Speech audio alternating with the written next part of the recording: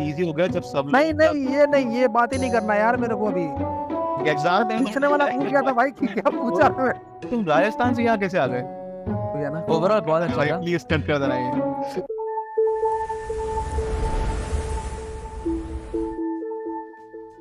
Question में दिमाग में कि कॉन्सेप्ट क्रिएशन में लाइक क्या वर्क फ्लो क्या तुम लोगों का था, मतलब शुरू से इसमें इसके स्टार्टिंग क्या, में तो और मतलब कितना परसेंट डिजिटल पेंटिंग वगैरह था, और तुम लोग का क्या बोलते हैं उसको, फोटो बैशिंग और हाँ फोटो techniques बैचिंग वगैरह। या 3D या VR यूज करना या स्कल्पटिंग करना, और कितने परसेंट चांसेस होते हैं कि तुम लोग ने जो बनाया वो रिजेक्ट हुआ और दोबारा तुम लोगों ने बनाया उस चीज को फिर से स्क्रैच करके ऐसा। ये तो बहुत हुआ है। रिजेक्शन वाला तो इसके बारे में थोड़ा जानकारी चाहिए, मतलब रिजेक्शन वाले पे बताओ। रिजेक्शन वाले पे मेरे को लगता है कि थोड़ा बाद में आते because it's topic on its own. हाँ तो प्रोसेस के रिगार्डिंग तो हम लोग तो स्टार्टिंग से जब हमने when we started तो we did the like standard concept art वाला अपना जो प्रोसेस होता है, we did like thumbnailing, brainstorm करना, फिर thumbnail को आगे पास करना, फिर pick one तो अभी एक चीज मैं पूछना चाहूंगा कि लाइक Yeah. थंबनेलिंग क्या होता है, कैसे समझाओगे इस चीज को? वो जो आउटसाइडर, जो कोई नया बंदा अगर कोई देखना चाह रहा है पॉडकास्ट को या समझना चाह रहा है इस केस में कि कॉन्सेप्ट आर्ट में तुम अगर स्टम्प को ला रहे हो, थंबनेलिंग हुआ या फिर ब्रेनस्टॉर्मिंग। थंबनेलिंग का डेफिनेशन है थंब से थंबनेल जितना साइज है उतना उसका वो डेफिनेशन मीनिंग है। तो कोई भी छोटे स्केल में तो वेरिएशन बना रहा है। जो भी आपका मेन कॉन्सेप्ट है it's very bare bone stage में और वेरी छोटे उसमें रिप्रेजेंट, ताकि लाइक आप उसको ओवरऑल पूरा जज कर सको।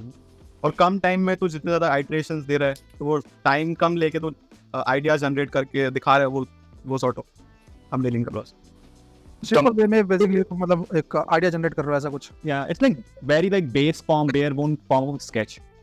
मैं तो बेसिकली नैपकिन स्केचेस जो होते हैं, जो Exactly. बहुत क्विक स्केचेस हो गए कि आप मतलब आप वो अगर रिजेक्ट भी हो रहे हैं वो फेंक Throw away कोई type फर्क नहीं पड़ता। मतलब बेसिकली वो होने के लिए तुम पर्पस से बना रहे हो कि हो भी गया तो कोई तकलीफ नहीं है। हाँ सॉर्ट ऑफ वो just to get the communication rolling, हाँ। इट्स फॉर दैट कि लाइक कहाँ से यहाँ से कहाँ जाए, यहाँ से कहाँ जाए, बेसिकली इट्स फॉर दैट। तो बेसिकली प्रोसेस जो थी वो थोड़े थंबनेलिंग भी थी, और जो भी था मोस्टली हम लोग थंबनेलिंग हम लोगों की खुद के लिए होती थी मोस्ट ऑफ द टाइम्स, कि वो हम आपस में डिस्कशंस करते थे कि हाँ क्या कैसा लगा है, बट जो हम आउटपुट प्रेजेंट करते थे वो मोस्टली बहुत ही फिनिश्ड लेवल पे होता था, फिर ऐसा कि हाँ मतलब वो देख के समझ सके कोई भी कि हाँ ये कैसा दिख सकता है फाइनल।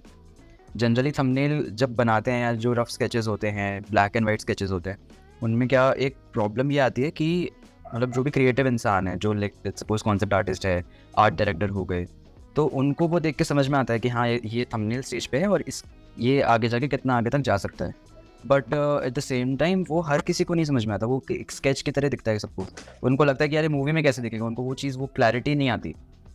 तो तुम लोग कभी ऐसा वैसे थे कि लाइक तुम लोगों ने कभी ऐसा थंबनेल पास किया कि आगे इस चीज के रिगार्डिंग, और हाँ सामने वाले बंदे को समझ ही नहीं आया कि ये क्या है, क्या कहना चाह रहे हैं? सिर्फ ये भी नहीं होता, इसमें एक और चीज़ होती है, जैसे तो फर्स्ट ऑफ ऑल मतलब मोस्टली हमारा फोकस ये होता था कि फर्स्ट आइट्रेशन भी जो है, लाइक फर्स्ट जो भी हम दिखा रहे हैं वो भी एक ऐसे लेवल पे हो कि या तो फोटो बैश हुआ हो या फिर ऐसे प्रॉपर थोड़ा सा दिख रहा हो कि हाँ उसमें लाइटिंग भी थोड़ी ठीक से डली हुई है, वैसे उसका डायमेंशंस दिख रहे हो बेसिकली उसके अंदर, ऐसे नहीं कि फ्लैट 2D से स्केच हो, तो वो चीज़ थी। उसके अलावा थंबनेलिंग में हुआ था बेसिकली क्या होता है कि थंबनेल स्टेज पे वो लॉक भी हो गया था कुछ कि हाँ ठीक है चलो ये डायरेक्शन सही लग रही है, बट अब उसको फ्लैश आउट करना है, तो जब उसको फ्लैश आउट करने जा रहे हैं तो उसका जो एसेंस था स्केच का, तो वो एसेंस चला जा रहा था, मतलब 3D के अंदर जब जा रहे हैं या फिर उसको फिनिशिंग में लेके जा रहे हैं तो वो वैसा एसेंस नहीं दे रहा था, वो वैसी फील नहीं दे रहा। ट्रांजिशन के बीच हाँ, तो उस केस में कई बार बैक एंड फोर्थ हुआ, जैसे वो रेडर व्हीकल के साथ हुआ था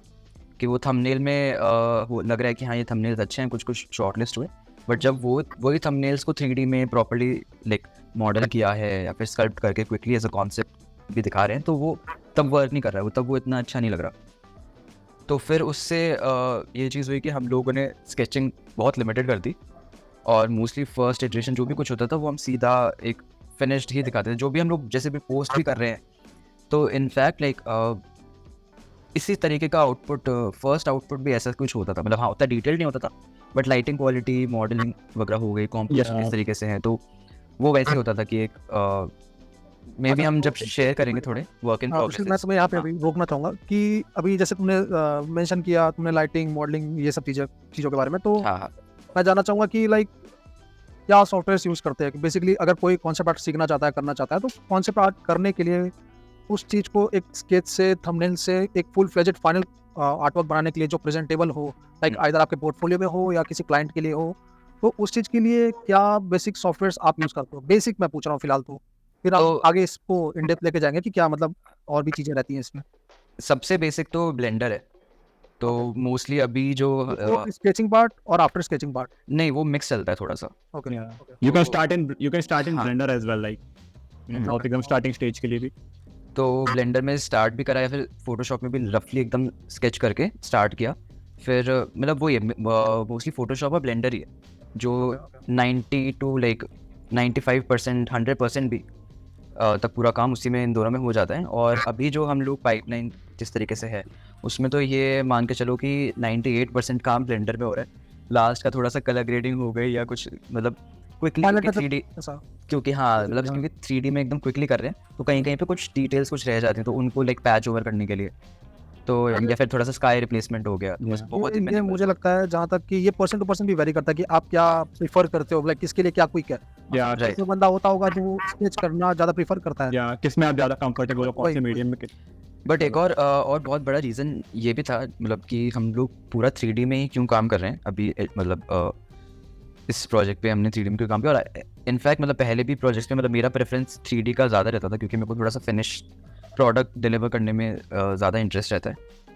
तो मतलब उसका ये एक बोला था कि तुमको क्लाइंट को ऐसा हाँ वो लाइक हाँ कि तुरंत ताकि उनको देखते ही समझ में आए कि हाँ ये मूवी के लिए अच्छा लग रहा है कि नहीं लग रहा है। मतलब उसमें वो गेस वर्क खत्म हो जाता है।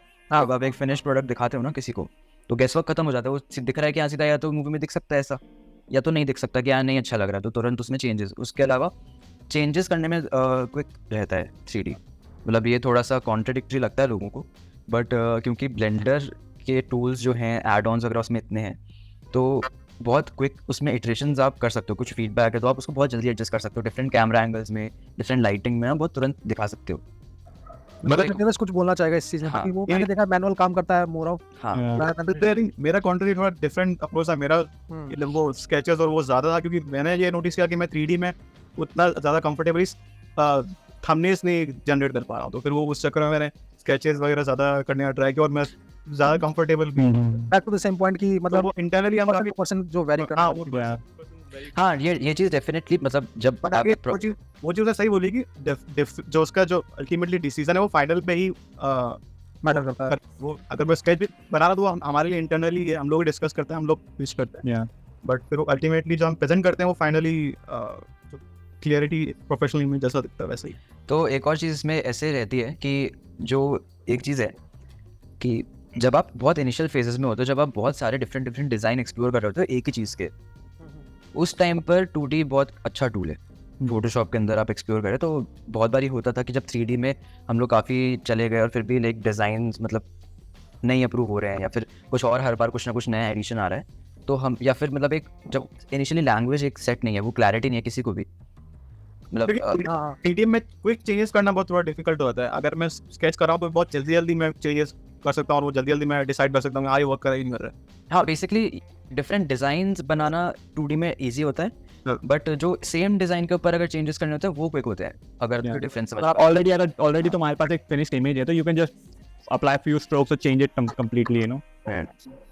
तो वो चीज़ है। उसके अलावा एक और बहुत मेजर चीज़ इसमें बेनिफिशियल ये रही थी कि जैसे हम लोगों ने VFX के लिए भी कॉन्सेप्ट आर्ट दिया है काफ़ी कुछ तो ये क्लाइंट के पर्सपेक्टिव से बहुत ही रिसोर्सफुल होता है अगर हम कॉन्सेप्ट आर्टिस्ट ही उनको 3D मॉडल्स दे दे और मतलब क्योंकि जो भी हम लोकेशन बना रहे हैं एनवायरनमेंट्स बना रहे हैं या फिर इवन जैसे भैरवा का कॉस्ट्यूम था तो उसमें हम लोग क्योंकि 3D मॉडल बने हुए हैं उसी के ऊपर हम लोग आइट्रेशंस कर रहे हैं तो अगर कुछ भी डिफरेंट एंगल चाहिए लेट्स सपोज अब जैसे VFX के लिए कोई पर्टिकुलर एंगल मतलब एक प्लेट आ गई हमारे पास शॉट की अब उस शॉट के पीछे क्या बैकग्राउंड रहेगा उसको तो कितना वो- enhance करना है कितना ब्यूटीफाई करना है। हाँ मतलब कितना सेट एक्सटेंशन करना है तो वो चीज़ जैसे VFX डिपार्टमेंट को नहीं पता क्योंकि मतलब वो नहीं है पहले से प्रोजेक्ट पे उनको वो आइडिया नहीं रहता स्टोरी का सब चीज़ों का क्लैरिटी तो उनको नहीं पता होता कि क्या पीछे जाएगा। तो वो हमारे पास क्योंकि 3D बना हुआ है तो हम बहुत क्विकली उसको कैमरा को मैच करके पीछे का लाइक एनवायरनमेंट दे सकते हैं क्या ऐसा एनवायरनमेंट जाएगा। तो वही चीज़ है कि तो VFX डिपार्टमेंट ने भी वो 90% तक जो हम लोगों ने कॉन्सेप्ट या उनसे वो मैच कर दिए as it 1 to 1 almost 1 to 1 क्योंकि हम लोग बहुत डिजाइन भी है और वो अलग डिपार्टमेंट्स भी है वहां पर भी काफी यूज हुआ उसका। मेरे को एक क्वेश्चन है इस चीज़ के रिगार्डिंग सपोज करो कि हम जो कॉन्सेप्ट आर्ट करते हैं, ठीक है, दोनों है पाइपलाइन, लाइक आप 2D में इनिशियली स्केच करके आप फाइनल तक 2D में पेंट करके भी ला सकते हो, फोटो बेस करके भी ला सकते हो, और अगर आप 3D यूज़ करके 2D 3D यूज़ करके आप एक अच्छा फिनिश वर्क भी बना सकते हो। मैं ऐसा नहीं कह रहा कि वो वाला अच्छा नहीं होता, पेंट वाला या फोटो बेस वाला, वो भी अपने लेवल पे अच्छा होता है, एज पर द रिक्वायरमेंट होता है, बट वो अगर रिक्वायरमेंट वो है तो नहीं तो ये। तो मैं आपको यहाँ पे ये है कि क्या हमें उस लेवल का टोपोलॉजी का नॉलेज होना जरूरी है जो प्रोडक्शन में फाइनली काम आता है, for the sake of asset design जो आप अपने आर्टवर्क में करते हो उस चीज के रिगार्ड, वो बताना है कि आप जब वो मॉडल आगे दे रहे हो, ठीक है, हाँ। वो उनकी क्वेरी ये रहती है क्या इसको हम रिग कर सकते हैं, क्या हम इसको उस लेवल पे टेक्सचर कर सकते हैं, क्या टोपोलॉजी उतनी सही है नहीं है, क्योंकि टोपोलॉजी मेन चीज हमारे पाइपलाइन में आती है। टोपोलॉजी अगर सही नहीं रहती है तो बहुत सारी इश्यूज आती हैं, ठीक है, वो लाइटिंग में भी प्रॉब्लम करती है, शेडिंग में भी करती है, प्लस आपको टेक्सचरिंग में भी करती है, रिगिंग में भी करती है, एनिमेशन में भी करती है। Right right right. इसके रिगार्डिंग थोड़ा ब्रीफ आप कुछ ऐसा बता सकते हो तो ज़्यादा बेटर रहेगा, नॉट फॉर मी जस्ट कि बाकी लोग जो भी आप ये देख रहे हैं उन सब के लिए।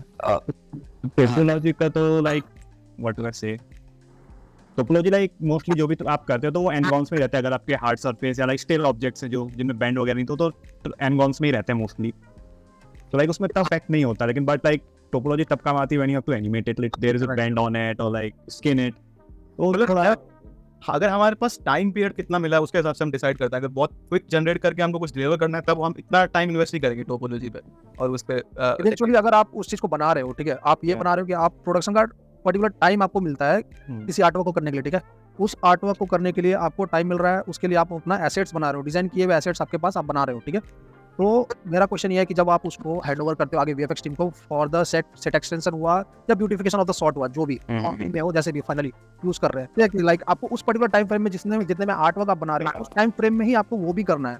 क्या आप वो कर रहे होते हो या फिर आप अपने हिसाब से नेक्स्ट फ्लो रैंडम रखते हो कि आपका काम होने से मतलब कि it takes like a background CD, that thing topology वाला, लाइक कि जब तक जो हम डिलीवर करते हैं should not matter in it, but if it's there then it's the plus. So basically overall like ये है कि हम लोग जब 3D में जाते हैं, 3D बनाते हैं, तो क्योंकि हम लोग 3D आर्टिस्ट नहीं, कॉन्सेप्ट आर्टिस्ट हैं, तो हमारा काम है आइडिया प्रेजेंट करना, ठीक है। और हम 3D क्यों यूज़ करते हैं? क्योंकि उसकी फ्लेक्सिबिलिटी के लिए। बट क्योंकि टोपोलॉजी और ये सब चीज़ें थोड़ी सी कॉम्प्लिकेटेड और टेक्निकल हो जाती है और टाइम भी उनमें काफ़ी लगता है, तो हम उसको एकदम इग्नोर करते हैं, ऑलमोस्ट इग्नोर करते हैं। तो हम लोग सिर्फ उतना ध्यान रखते हैं कि उसका मैश काउंट कितना है, क्योंकि ताकि हम लोग सीन में थोड़ा इजीली नेविगेट कर सके, चेंजेस कर सके, सिर्फ उतना होता है कि सीन ऑप्टिमाइज रहे। बट उसके अलावा बिल्कुल हम लोगों को फ़र्क नहीं पड़ता कि मैश कैसी है, मतलब रीयूज हो रहे हो। नहीं, मैं ये कह रहा हूँ कि सामने वाले को तो पड़ेगा जहाँ पे। हाँ, तो बेसिकली कैसे यूज करते हैं इस चीज को? अगर सपोज करो तुमने कुछ व्हीकल बनाया, ठीक है, उसका टोपोलॉजी तुमने सपोज करो स्कल्प्ट किया हुआ है तो हैवी मेश है, बट उसको भी हम क्या करते हैं कि सपोज डेसिमेट करते हैं, या there are several process for that, जो यूज करने के बाद हम उसको थोड़ा लाइट करते हो मेश, बट वो क्या प्रोडक्शन में यूज करने लायक होता है? नहीं, वो बिल्कुल प्रोडक्शन के यूज़ के लिए नहीं होता। तो बेसिकली हम लोग जब डायरेक्ट नहीं होता, और पता नहीं वो लोग कैसे यूज़ करते हैं, बट हम लोग जब उनको 3D फाइल्स प्रोवाइड करते हैं तो वो एक रेफरेंस के लिए होता है, कि जब वो अपने 3D सॉफ्टवेयर के अंदर लेके जाएं, तो सिर्फ रेफरेंस के लिए, स्केलिंग के लिए चीज़ों की, कि किस मतलब क्या चीज़ कितनी बड़ी है, सिर्फ वो स्केलिंग के लिए होता है। और अगर वो उस मैश में से रीटोपो वैसे करना ही पड़ता है उनको, और रीटोपो पे नहीं तो बहुत बार ये होता है कि वो लोग रीडू ही करते हैं उसको, क्योंकि रीटोपो करना ज़्यादा हेक्टिक होता है। अपनी पाइपलाइन फॉलो करके उसको लाइक दोबारा बना ही लेते हैं वो लोग उसको एक तरीके। हमारा जो यूज है ना 3D का, वो इसलिए यूज है क्योंकि अगर मैं सपोज फोटो वेस्ट कर रहा हूँ या मैट पेंटिंग बना रहा हूँ, एक बने को कोई पर्टिकुलर सीन बनाया बिना 3D यूज करे, वो सपोज कंफर्म हो गया, लेकिन डायरेक्टर आके बोलता है कि यार वो चीज़ सही, बट वो उस एंगल से देखना है, ऐसी लाइटिंग से चेंज करके देखना है, और थोड़ा सा कैमरा एंगल चेंज करना है, ये कैरेक्टर सेट करना है। अब उसको मैं फोटो वाली स्टेज में अगर मैं थोड़ा चीज़ लेके आता हूँ तो शायद मेरे को टाइम लगता है ज़्यादा, बट वही अगर मैं 3D में अगर मैं बना रहा हूँ प्रॉपर्ली, तो मैं इजीली उसको कैमरा एंगल चेंज किया और फटाफट लिटरली 5 मिनट का काम है कैमरा एंगल चेंज करना, थोड़ा सा इधर उधर लाइटिंग चेंज करना। मतलब कि जैसे डे टाइम है तो डे टाइम से नाइट मतलब शाम का टाइम हो गया, तो लिटरली 5 मिनट का काम है अगर आप 3D में कर रहे हो तो। इसलिए मतलब वही अगेन वापस से बात वहीं आ जाती है कि क्लाइंट किस चीज़ में, क्लाइंट की फैसिलिटी क्या किस चीज़ में, मतलब ये हमारे लिए नहीं है। मतलब हम मतलब चाहे तो वो कैनवस पे बनाने लग जाए कॉन्सेप्ट आर्ट, बट वो काम नहीं करेगा ना, सामने वाले की रिक्वायरमेंट है। देखो अगर की फ्रेम्स चाहिए उसको सिर्फ की आर्ट ही देखना है या स्टोरी पेज देखनी, तो शायद हम 3D भी यूज नहीं करें, हम लोग फोटो वेस्ट करके पेंट हो रहे थे, क्योंकि वो उस एंगल शायद नहीं होने वाला। बट लेकिन अगर वो एसेट्स हम लोग कहीं यूज रीयूज भी कर रहे हैं तो मैनुअली बार बार नहीं बनाना पड़ेगा अगर 3D में बनाते हैं। अगेन ये 3D का बहुत बड़ा एडवांटेज एक और ये भी था कि जब सेट कंस्ट्रक्शन हो रहा था तो हम लोग 3D बनाते टाइम इतना ध्यान देते थे कि चीज़ों का मेजरमेंट्स भी हम लोग देने पड़ते थे कि मतलब सिर्फ इमेजेस से नहीं काम होता था कि हम लोग अलग अलग एंगल्स पे उनका मेजरमेंट्स उसके ऊपर डाल के प्रोवाइड कराते थे कि इतने फीट का है, ये इतने फीट का है। और ये चीज़ मतलब कॉन्स्टेंट्स की तरह भी काम करती थी, जैसे कि जब कोई नया सेट बना रहे हैं तो ये था कि हाँ मतलब इतने बड़ी हमारे पास लोकेशन है तो उसके अकॉर्डिंग ही आपको सेट को डिज़ाइन करना पड़ेगा, या फिर लाइक मेजॉरिटी जो है अपना वो वहीं आ जाए। बाकी का जहाँ तक extension मुझे पे- पता है कि वो बनते हैं तुम्हारे इंडोर्स, ठीक है, हाँ। वो माँ करते हैं तो हम्म, उसके कारण उसका एक पर्टिकुलर एरिया होता है, एरिया होता है। हाँ हाँ ट्रेन में ही आपको काम करना पड़ता है। Exactly. बना रहे हो तो उसी के अंदर ही, उसी मेजरमेंट। वही कि लाइक हाइट कितनी रख सकते हो, हाइट की भी एक लेवल है कि उससे ज़्यादा अगर आप करोगे तो it won't be visible on camera और they can't construct it. Basically उसका थ्रेशोल्ड है कि लाइक 15 to 20 फीट, 20 feet. उससे ऊपर का अगर कुछ भी होता है तो वो मोस्टली कैमरा के अंदर नहीं आता है। मतलब अगर आप ह्यूमन अगर वो level सेट पे एक्सटेंशन होता में आता है, वो मतलब सेट हाँ। पे नहीं बनाते, एक्सटेंशन करते हैं वो। एक्सटेंशन Yeah, होता है extension. So तो 20 वो feet चीज़ से आप 15 feet तक ही बनाते हैं, like in a height majority. Unless वो कोई मतलब जब सेट ही Yeah. ऐसा है कि जिसमें ऊपर का ही ज़्यादा हाँ। काम है उस केस में लगे। उसके अलावा कुछ सेट से जैसे काशी का सेट था तो वो अभी एग्जिस्टिंग अभी भी वहीं पर ही है। वो बेसिकली बहुत बड़ा एक लैंड का एक एरिया था तो वहीं पर ही काशी का ओवरऑल पूरा जो सेट है वो एक पूरी एक गली टाइप से बनाई थी। तो उसी मतलब उस गली के अंदर ही सारा शूट हुआ है बेसिकली। तो उसी को वो लोग रीपर्पस करके उसी को वापस से रीडेकोरेट करके उसी एरिया को वापस से रीडिज़ाइन करके चीज़ों को वो सारा बनाया गया था। और काशी का हो गया। उसके अलावा जैसे आउटडोर के अंदर शंबाला का भी है। शंबाला का भी सेट आउटडोर बना था। वो पूरा जो ब्रिज है इतना बड़ा जिसमें फाइट होती है तो वो पार्ट भी ट्री वाला पार्ट इंटरनल में बनाया गया था जहाँ पर ट्री बना था। तो ऐसे करके डिफरेंट सेगमेंट्स, कुछ पार्ट बाहर भी बना था ट्री वाले का। तो ऐसे करके mix match. And also like that यस्किन वाला जो शॉर्ट सेट है तो उसका सीलिंग पे काम हुआ है उसका, तो देखो उसमें लाइक एक्चुअल काम किया हमने सीलिंग में विद लाइक कंस्ट्रेंट के अंदर या कंस्ट्रेंट के अंदर रख के उसको। मतलब अच्छा तब लगता है जब इतने सारे सेट डिजाइनर्स मिलके एक पर्टिकुलर ब्रीफ को फॉलो करते हैं और वो एज अ होल वर्क करते हैं और वो रेप्लिकेट भी उतने अच्छी ढंग से वो होता है, जो कि बहुत डिफिकल्ट होता है। इतने सारे टीम इन्वॉल्व है, उतने सारे लोग इन्वॉल्व है और उसको एक एक को कॉन्सेप्ट आर्ट को फॉलो करना है एक एक बंदे को और उसको लेके वैसे उसको रेप्लिकेट करना, वो भी एक चैलेंजिंग टास्क है। तो वो एक अच्छी चीज़ लिखी मतलब प्रोडक्शन डिज़ाइन टीम में और सेट डिज़ाइन टीम। हाँ एक्चुअली लाइक मतलब ये बहुत डिफिकल्ट होता है जब आप एक कॉन्सेप्ट देते हो। आई थिंक इसका एक और रीज़न वो भी अगेन उसी पे जाता है कि 3D यूज़ वाले पे कि सारे सेट क्योंकि 3D में बने हुए हैं तो उनको प्रॉपर डायमेंशंस मिल जाते हैं प्रॉपर हर एंगल से, तो गेस वर्क खत्म हो जाता है। यदि आप अगर इसको स्केच करके हाँ। कर रहे होते तो शायद ये बहुत ज्यादा मुश्किल डिफिकल्ट होता है। क्योंकि उनको सिर्फ एक एंगल से image मिल रही है। समझने में डिफिकल्टी होती है किसी को। हाँ, So क्योंकि- it's just extra work for everyone फिर वो अगर आपको Exactly. 2D में करके तो and it like waste time फिर हाँ वही time waste money as well, मतलब Yeah. बहुत। Time is money, time and resources तो अगेन वही मतलब जो प्रोडक्शन डिज़ाइनर है नितिन ज़ियानी, तो उन्होंने बहुत फोकस इस पे दिया कि कॉन्सेप्ट आर्ट फेज में ही चीज़ें इतनी लाइक Clear. फाइनल स्टेजेस पे ही हों डिज़ाइन वाइज और सब चीज़ों के, ताकि वो एज इट इज़ वो कंस्ट्रक्ट हो। क्योंकि हम इतना टाइम कॉन्सेप्ट पे स्पेंड कर रहे हैं तो वापस जाके गेस वर्क पे क्यों जाने की ज़रूरत है। मतलब वहाँ पे जाएगा तो अगेन वापस से वहाँ पर भी तो खर्च होगा और हाँ, सब चीज़ें बिल्कुल। रिसोर्सेज खर्च होंगे। टाइम भी बहुत बड़ा कॉन्स्टेंट था कि मतलब कि किस तरीके से जब शूटिंग हो रही थी तो वो भी बहुत बड़ा कॉन्स्टेंट था। तो अगेन लाइक हम लोग भी डिफरेंट एंगल से सब दे देते थे, सारे एंगल से कि वो सेट कैसा दिखेगा। तो वो सेट मेकर्स के लिए भी ईजी हो जाती थी जॉब जब उनके पास डायमेंशंस हैं। लाइक एग्जैक्टली लाइक जब आर्किटेक्चरल ड्राइंग्स होती हैं, आर्किटेक्ट जब कारीगर हो गए उनको बनाने के लिए जब ड्राइंग्स देते हैं, जब घर बन रहा होता है लेट्स सपोज, उसी तरीके से हम लोग भी उनको फ्लोर प्लान है तो बेसिकली फ्लोर प्लान हो गया, फ्रंट व्यू से हो गया सारा और टॉप व्यू से हो गया, तो ऐसे करके विद मेजरमेंट्स। तो इससे मैं इन डेप्थ अब जाना चाहूँगा कि लाइक थोड़ा सॉफ्टवेयर यूटिलाइजेशन क्या होता है, टूल्स बेसिकली क्या है। अगर कोई बंदा कॉन्सेप्ट आर्ट करना चाहता है, टूल्स क्या है उनके, लाइक प्रोडक्शन लेवल का मैं पूछ रहा हूँ, ठीक है। तो प्रोडक्शन लेवल का कॉन्सेप्ट आर्ट करना चाहता है तो उसके लिए उसका टूल्स क्या होता है, या फिर हम लोग यहाँ क्या यूज़ करते हैं इसके रिगार्डिंग। तो बेसिकली हम लोग प्रेफरेंस ये रहती है कि कम से कम टूल्स यूज़ हो, क्योंकि कम से कम टूल्स यूज़ होंगे तो एक दूसरे के साथ में फाइल्स एक्सचेंज करने में ईजी रहेगा। कोई भी किसी को भी लाइक तुरंत फाइल दे सकता है तो उसमें इशू नहीं आएगा। तो इसलिए मतलब बहुत लिमिटेड टूल्स हैं। ब्लेंडर है सबसे मेन, क्योंकि तो वो फ्री है तो वो कोई भी यूज़ कर सकता है उसको। यूज कर सकते तो सबसे बहुत अच्छी बात यह है ब्लेंडर की, कोई भी यूज़ कर सकता है क्योंकि फ्री है और वो प्रोडक्शन लेवल का है। इनफैक्ट ये काफ़ी कुछ शॉट्स जो हैं VFX स्टूडियोज़ भी कुछ VFX स्टूडियोज़ हैं, उन्होंने सारा VFX का काम ब्लेंडर पे किया है फिर ये उस लेवल का। तो मतलब हम लोग ब्लेंडर यूज़ Achievable करते है, ऐसा नहीं है कि नहीं है, कर सकते हैं डेफिनेटली। मतलब थोड़ा सा स्टेबिलिटी इश्यूज रहते हैं, बट अगेन उसके लिए मतलब आपको बहुत थोड़ा सा हेवी सिस्टम चाहिए डेफिनेटली। ऑप्टिमाइजेशन का भी मेरे को लगता है, जहाँ तक है अगर आप ब्लेंडर मैं भी चलाता हूँ तो ऑप्टिमाइज आप जितने लेवल पे करके यूज कर रहे हो फाइल को उतना ज़्यादा हाँ, अच्छा हाँ, लगता हाँ। है।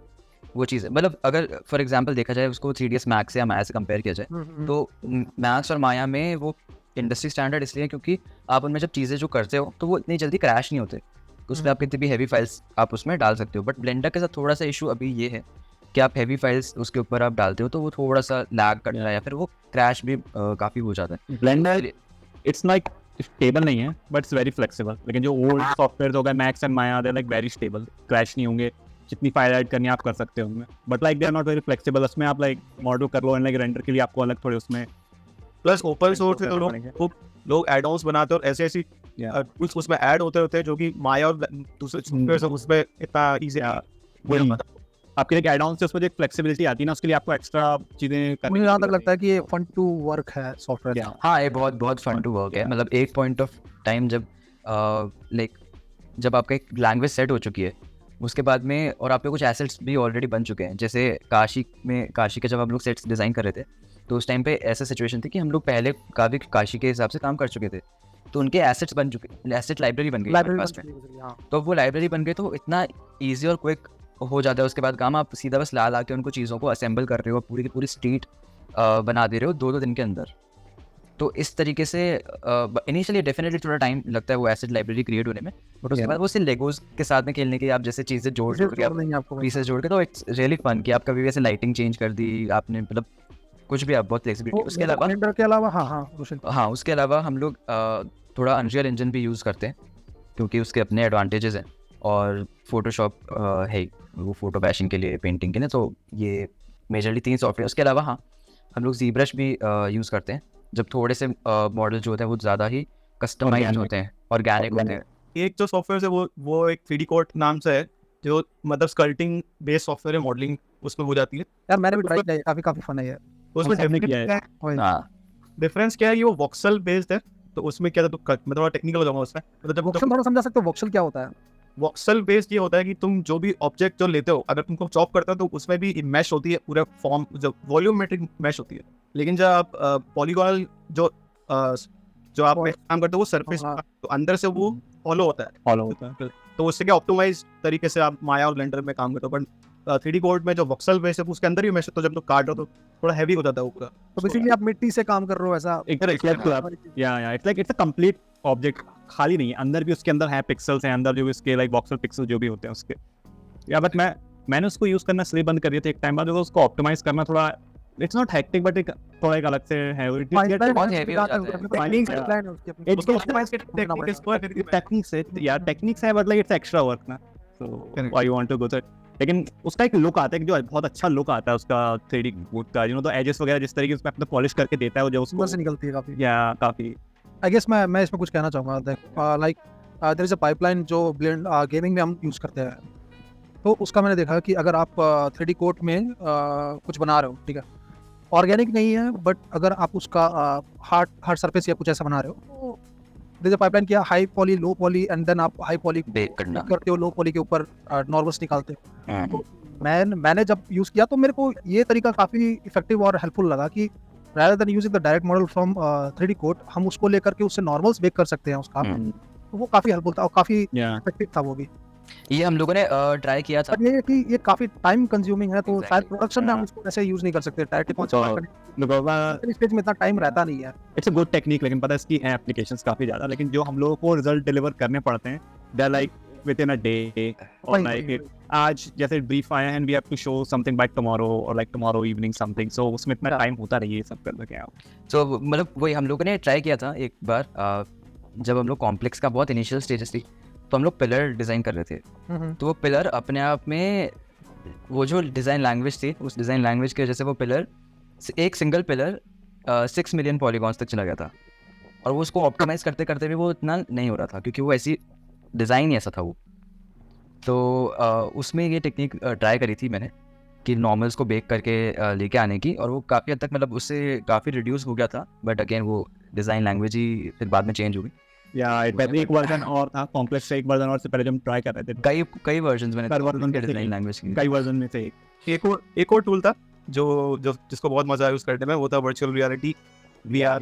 VR का मैंने भी यूज़ किया, काफ़ी ज़्यादा फन है, मतलब बहुत बहुत फन है और करने में भी काफ़ी अच्छा है। मतलब आप सोच रहे हो कि आपको रियल लाइफ स्केल दिख रहा होता है सामने, ठीक है, आप स्कल्प कर रहे हो, बेसिकली वो भी वॉक्सल बेस्ड ही है शायद, है ना? या मीडियम वॉक्सल बेस्ड है, वही। और जो दूसरा है ग्रेविटी। पॉलीगोनल तो काफ़ी ज़्यादा मज़ेदार है। मतलब आप उसमें आप references as a 3D world में आपके सामने एक अलग ही दुनिया है, आप उसमें रेफरेंसेस रख रहे हो, अलग से पेज पे आप अपना बना रहे हो, ब्रशेस है आपके पास, आप कुछ ब्रशेस अपने फोटोशॉप से भी लेके जा सकते हो, या फिर आप क्या बोलते हैं एसेट्स भी बना करके Assets. Brush Yeah. बना सकते हो, उसको यूज़ कर ब्रश स्टैम्प्स वगैरह। मतलब कुछ चीजें ऐसी थी जो VR में ही पॉसिबल थी, जो मैंने कुछ चीजें हम लोगों ने ऐसी बनाई थी जो सिर्फ VR से ही, क्योंकि इतना कॉम्प्लेक्स हो रहा था और समहाउ वो एसेट्स बेटर ऑप्टिमाइज हो रहा था वर्चुअल VR की यूज करके। जो पिलर्स जो कॉम्प्लेक्स पिलर डिजाइन कर रहे थे वर्चुअल के लिए VR काफी चीजों से यूज किया था। मैंने शायद उसके लिए यूज किया था, रेडर व्हीकल के लिए स्टार्टिंग में सबसे। उसके अलावा मैंने भी एक व्हीकल बना रखा है, वो मैंने पर्सनल पीस बनाया था, तो हाँ। VR के ही पाइपलाइन एक्सप्लोर करने के लिए उसी से और थोड़ा आप सा काफ़ी ज़्यादा ऑर्गेनिक आप बना सकते हो उसमें चीज़ें। हाँ। और एक चीज़ और, मैंने 2 प्रोग्राम लाइक एक ही टाइप के ट्राई करे थे, लाइक फ्यूजन 360 इंटीग्रेट करने के, लेकिन वो हुआ नहीं because it's very rigid software. उसके रिजल्ट्स वगैरह बहुत खतरनाक आते हैं। It's industrial design program, CAD program. मैंने ट्राई किया था उसको फ्यूजन को यूज़ करना, लेकिन कहीं उसका यूज़ केस आया नहीं उतना। अगर आप यूज़ इस प्रोजेक्ट में या इट्स वेरी स्लो एक तरीके से, बहुत but it gets good result एक तरीके से। या बट लेटर मैंने लाइक प्लास्टिसिटी ऐड कर दिया है इसमें कुछ चीज़ों के लिए हम लोगों ने, तो वो काफ़ी फ्लेक्सिबल। आई थिंक वो दूसरे IP के लिए बेटर होता है अगर हाँ एग्जैक्टली कुछ बना रहा है जो कि वही। वो it comes down like flexibility ना, वो प्रोग्राम्स बहुत ज़्यादा फ्लेक्सिबल नहीं है। इंपोर्ट एक्सपोर्ट करना, फाइल शेयरिंग, ये सब बहुत डिफिकल्ट है उनमें। सो मैं क्वेश्चन पूछूंगा यहाँ पे कि कल की वर्ल्ड में जो फैंटेसी एलिमेंट्स थे, जितने भी जो तुम लोगों ने डिज़ाइन वगैरह किए थे, उसको क्या क्या क्या अप्रोच था उस चीज़ को करने का? मतलब अप्रोच तो कोई ऐसे पर्टिकुलर अप्रोच नहीं था, मतलब सेम पाइपलाइन तो सेम ही थी, हाँ, और उसके अलावा लाइक कितनी चीज़ें ऐसी यूनिक थी ना, मतलब सेम लैंग्वेज बहुत अलग था, यूनिक था, तो क्या Yeah. था उस चीज़ के रिगार्डिंग ऐसा था? वो वही था, लाइक मल्टीपल आइट्रेशंस के थ्रू ही वो ऐसा रिजल्ट अचीव हुआ बाद में जाके, कि जब एक लैंग्वेज समझ में आ गई कि हाँ ऐसी लैंग्वेज पे हम लोग सेट हो रहे हैं, जो कि मतलब थोड़ा सा ऑर्गेनिक और ऐसे जो थोड़ा स्कल्प्ड हुई भी वाली जैसे लुक एंड फील है, थोड़ा एब्स्ट्रैक्ट टाइप की। थोड़ा सा एब्स्ट्रैक्ट वाली साइड में, तो वो नितिन सिहानी जो प्रोडक्शन डिज़ाइनर है, तो उन्हीं का ही आइडिया था कि हम लोग इस तरीके की डिज़ाइन लैंग्वेज पे जाएं। तो वही उसी को एक्सप्लोर करते हुए वो फिर आगे गई लैंग्वेज, वो सेट हो गई, वो लॉक हो गई। फिर जब वो लॉक हुई तो फिर उसको ही लेके हम लोग आगे और जितने भी चीज़ें थी डिज़ाइन कर। सो डिज़ाइन के लिए हम लोग एक और चीज़ एक यूनिक यहाँ पे हुई, जिस टाइप के हम रेफरेंसेस यूज़ कर रहे थे for fantastical element, unrelated references. For example if we are designing a ship, तो हम उसके लिए रेफरेंस क्या रखा है? रथ, एंशिएंट रथ, डिफरेंट स्टाइल के रथों के रेफरेंसेस हैं। एंड उसमें बोट्स के रेफरेंसेस रखे हमने, जो पुरानी एंशिएंट टाइप की बोट्स होती है, तो उनसे शेप लैंग्वेज लेके, उनसे पैटर्न्स लेके, तो we like try to integrate into like a spaceship एक तरीके से। सो इस टाइप से हमने रेफरेंसेस का यूज़ किया है। तो और भी मतलब बहुत ही वैरायटी थी रेफरेंसेस के अंदर, कि मतलब बहुत ही मतलब अनइमेजिनेबल प्लेसेस आप कह सकते हो, कि बहुत ही से डिफरेंट जगह से रेफरेंसेस वगैरह आते थे। इसके लिए मतलब एक और बेसिकली जो प्रोडक्शन डिज़ाइनर हैं, तो उनकी टीम में ही एक आर्टिस्ट हैं, तो वो उनका ये काम रहता था जनरली कि रेफरेंसेस ढूंढ के लेके आना बहुत ही डिफरेंट तरीके के। तो उन्होंने बहुत ही हेल्प करी थी, शोवेक नाम है उनका। तो वो बहुत ही अमेजिंग रेफरेंसेस निकाल के लाते थे, मतलब तो वो बहुत बेनिफिशियल है हम लोगों के लिए, जिस तरीके से डिज़ाइन इवॉल्व हुए। तो लाइक वो रेफरेंसेस देख के तुम्हें लगता था कि ये अचीवेबल है या नहीं? या नहीं, वो रेफरेंस देख के तो ऐसा होता था कि ये तो कैसे होगा, मतलब For ये कहाँ example, कैसे जुड़ेगा। फॉर एग्जाम्पल ऐसे लाइक फॉर एग्जाम्पल कोई व्हीकल डिजाइन कर रहे हैं, कोई इन्वायरमेंट डिजाइन कर रहे हैं, तो हम उसी के रिलेटेड इन्वायरमेंट्स के रेफरेंसेस निकाल के रखते हैं side for a batch of like 5, 6, 10 images. तो यहाँ पे रियल वर्ल्ड एग्जांपल्स हो गए, Exactly. व्हीकल है तो एक रियल वर्ल्ड का व्हीकल। तो यहाँ जो हमारे पास एग्जांपल रहेगा फॉर व्हीकल इज लाइक क्या बोलते हैं, पेलिकन, डोली, जो डोली हो गई, उसके रेफरेंसेस हैं। किसी रथ वगैरह का टायर हो गया, वो है। और लाइक कोई एब्स्ट्रैक्ट, वो एब्स्ट्रैक्ट मॉडर्न आर्ट का पीस है, कोई इट्स एब्स्ट्रैक्ट स्टैचू, इस टाइप की चीजें रहेंगी। तो कोई एशियन पुराना स्टैचू है, they are not none of them is related to a spaceship or a vehicle. Yep. So that's the thing. Safe language और चीज़ें जहाँ से तुम्हें समझ में आ रही, जो जैसे या जो एक कलेक्शन जो एक जो रेफरेंसेस जो अप्रूव हुए हैं ना, तो उनमें से मोस्टली वो रहते थे वो. और एक और मतलब जैसे काशी के लिए, तो काशी का थोड़ा कंपैरेटिवली इजी था. इजी एज एन क्योंकि आपको जंक है या फिर जो भी मैकेनिकल ऑब्जेक्ट्स हैं उनसे मिक्स मैच करके आपको चीज़ें बनानी, क्योंकि वही उसकी लैंग्वेज थी काशी की. बस उसके अंदर एक ये ट्विस्ट था जो हमने अभी तक नहीं देखा था, कि वो काशी के अंदर सिचुएटेड है, मतलब हमारे इंडियन आर्किटेक्चर के साथ में. तो वो एक इंटरेस्टिंग ट्विस्ट था जो कि मतलब जिस वजह से वो यूनिक विजुअल आए. उसके अलावा जो भी जितने भी डिज़ाइनिंग थे वो सारी स्टोरी के हिसाब से चीज़ें डिज़ाइन हुई थी. तो क्योंकि स्टोरी अपने आप में इतनी यूनिक थी, डिफरेंट थी, जो कि हमने नहीं देखी अभी तक, तो वो ऑटोमेटिकली वो डिज़ाइनिंग भी उस तरीके से हुई. मतलब ये कहावत भी है, मेरे को अभी याद नहीं आ रहा वो किसने बोली है, कि मूवी मेक्स इटसेल्फ. तो मूवी अपने आप बनती जाती है. मतलब आप अपने आप वही डिज़ाइंस को अप्रूव करोगे जो मूवी के लिए सेट सही है. मतलब मूवी मेक्स इटसेल्फ कि आपको बस स्क्रिप्ट इनिशियली चाहिए, उसके बाद में बस आप उस पर काम करते जाओ, वो अपने आप बनती जाएगी. वो प्रोसेस इस तरीके की, वो मूवी होती है इस तरीके से. धीरे चीज़ें जुड़ते जाती है, होते जाती है. हाँ, Yeah. Same like It's like a movie का like it have its own mind. You can Yep. say Okay. it has its own like soul. मेरे दिमाग में अभी एक क्वेश्चन आया कि लाइक कॉम्प्लेक्स हम ऐसा इन्वर्टेड ट्रायंगल ही क्यों यूज करने का सोचा? क्या था, मतलब क्या पर्पस था इसका? ऐसा कुछ था स्पेसिफिक? और इससे मैंने देखा कि वो जो एक शॉट आया था, इंडोर था, एक ग्रीन लिट सिचुएशन थी, वो से वैसे कैरेक्टर्स से निकालते रहे, तो वो भी देखा मैंने, वो भी इन्वर्टेड ही था. मतलब ऐसा कुछ रिजेम्बलेंस था कि मतलब उस पर्टिकुलर एसेट का या प्रॉप का तुम बोल लो मेन कॉम्प्लेक्स से ऐसा कुछ था, तो सब बता दो. उसका हाँ बेसिकली जैसे पहले उस पे आते हैं कि सेम किस तरीके से था. तो जैसे जो अंदर की तरफ जो पिरामिड था जिसमें प्रेग्नेंट वुमेन को ले जाया जा रहा था, तो बेसिकली वो क्या कर रहे थे पिरामिड में, क्या हो रहा था, वो उसके वुमेन में से रिसोर्सेज सक कर रहा था सॉर्ट ऑफ. तो सिमिलरली जो ओवरऑल पूरा मेन जो कॉम्प्लेक्स है वो भी अर्थ में से रिसोर्सेज सक कर रहे हैं. अर्थ को भी हम माँ बोलते हैं, मतलब एक तरीके से जैसे धरती माँ बोलते हैं.